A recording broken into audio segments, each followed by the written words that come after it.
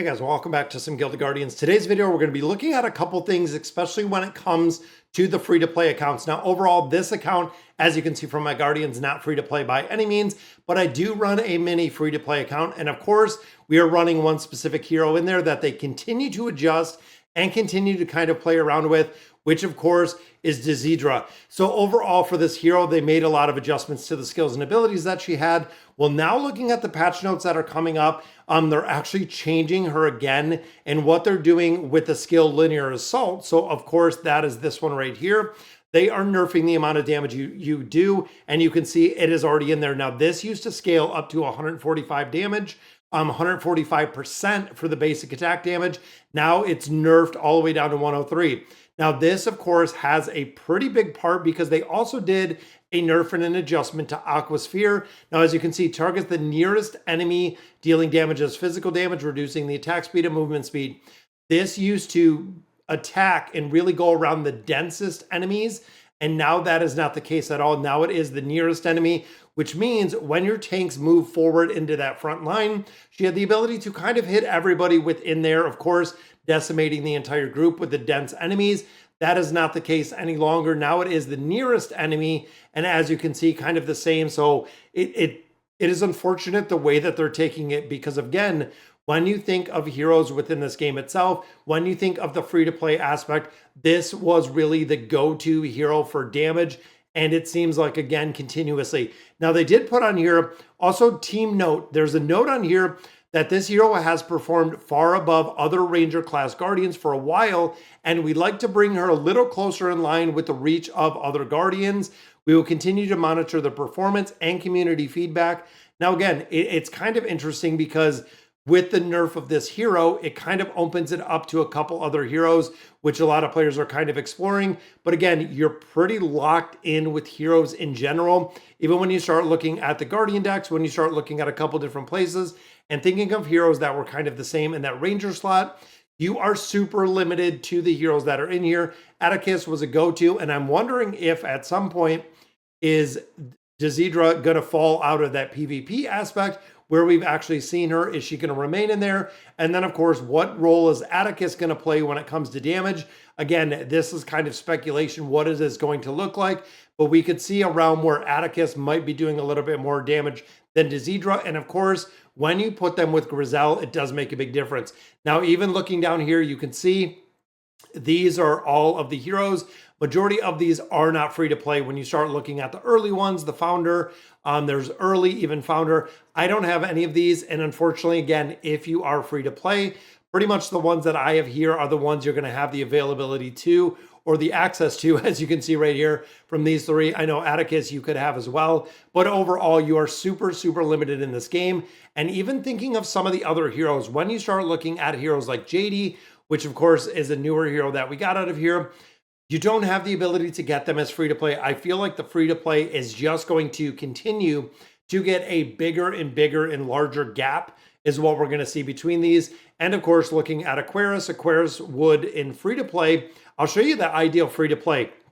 So when you look in here, as it sits today, I'm not sure, I was going to just say, I don't think that's open. I'm going to have to do my Russian here. And of course, we're looking at the Dreadblade. But overall looking, and I think we can actually, I thought there was something they added right here.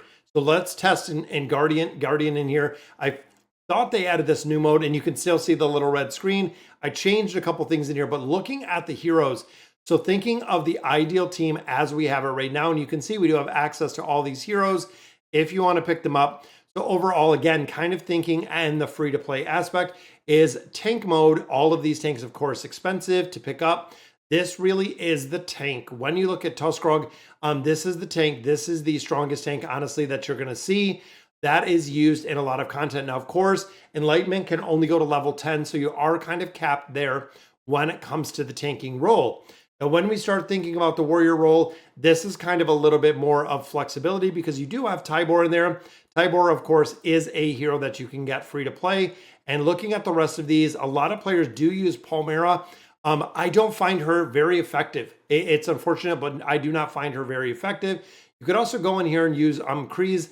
Might work really well, but as of right now, guys, it is sitting with Palmyra. And Palmyra is kind of the flex one. That is the one that you can change through a bunch of different places, and you can use the hero. Now, of course, in here we have Anira, which is free to play. The rest of these, unfortunately, not at this point. Then even Tamiko, of course, not free to play. But looking in here, you're limited to 2 other heroes that are free to play. And again, kind of looking in here, if you're thinking free to play, Anira for the PvP would work pretty well. And again, I don't know at that point if there's going to be a point where we actually do adjust some of the heroes in the formation and you don't have the ability to build them out, where Anira or Atticus might actually take a little bit more in there. And again, this is kind of just looking at this free to play aspect. Support role, this is Grizel. Now, when you look at the heroes in here, you have Grizel, you have Thorit, and then you do have Oxalis. Those are the 3 heroes that are used in here. Aquarius is the other one that we're actually seeing used in a couple different places. And of course, if you don't have Aquarius, the only option, really the very only one, is the utilization of flicks. Depending on the game mode, it makes a big difference. If you're running flicks in like the endless mode, Aquarius again can shield the tank up front, which can provide some survivability, but doesn't have a lot of utility outside of the healing aspect to actually keep the heroes alive, which is the reason why, again, a lot of players do use Grizel. Again, healing wise, we're pretty short when it comes to players that are actually free to play. And I'm going to go ahead and drop Aquarius in there because that is the next one. And then, of course, the Ranger class. This is the final piece that we have right here. This is kind of how they do build them out, or what is built out. Now, again, we don't know at some point where they've continued. This is now the 2nd consecutive patch where they have nerfed this hero. Don't know if it's going to make a big difference of dropping her out and putting Atticus in here for kind of the crowd control, the burst damage. We're going to have to see exactly where she does kind of stack up. And then support heroes, the only one, again, that you kind of have as Aquarius as the last one. So this right now, as it sits today, is really the best in slot free to play formation that you have. If you're strictly 100% free to play, like I am on the mini account, this is the free to play aspect that you're going in for. Now, of course, with this patch as well, there's a lot of bugs. If you're building out gear, if you're looking at gear itself, if you're crafting new gear, the gear is broken. The gear is not working as intended. The stats are all messed up across the board. Even every time that I've crafted a piece of gear, it is actually freezing the game in the entirety. It is closing it down and crashing it out.